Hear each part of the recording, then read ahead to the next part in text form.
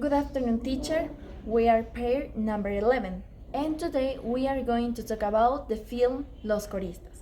And we are explain differences between traditional method by Director Rachin and free method by Clement Matthew. And Rachin principle represents an authoritarian and rigid model of teaching based on strict discipline and punishment as the main tool of control.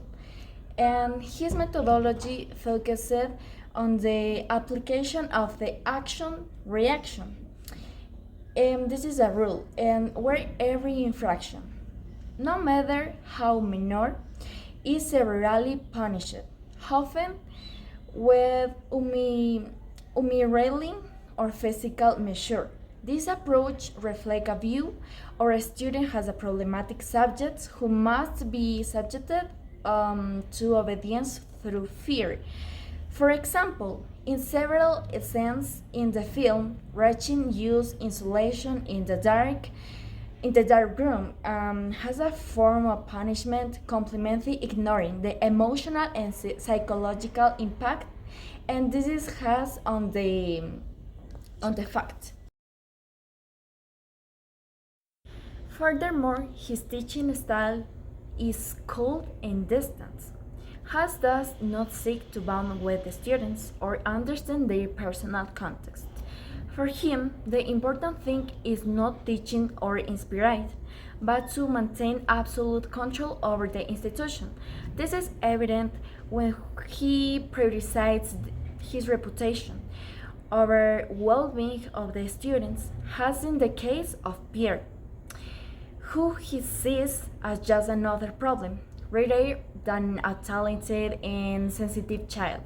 This approach, far from educating, generates revelation and dismotivation in students who feeling misunderstood respond with defined attitudes or resign themselves to their hostile environment. Clement Matthew, in contrast, adopts a humanistic and creative approach that seeks to develop the individual and collective potential of students. His methodology is based on empathy, dialogue, and the use of music as a pedagogical tool. From the beginning, Matthew shows interest in understanding children's needs and emotions, seeing them as people with unique stories and talents.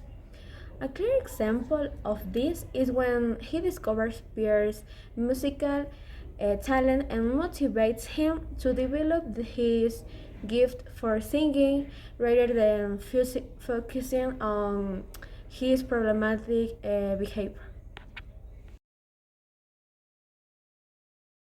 Matthew also fosters an environment of collaboration and mutual respect, using the choir as a space where students work together, find their voice, and learn to value their achievements. Instead of punishing, Matthew uses positive reinforcement, celebrating small advances and building children's confidence. For example, instead of imposing rules with threats, he creates an environment where students feel heard and valued, which motivates them to participate actively.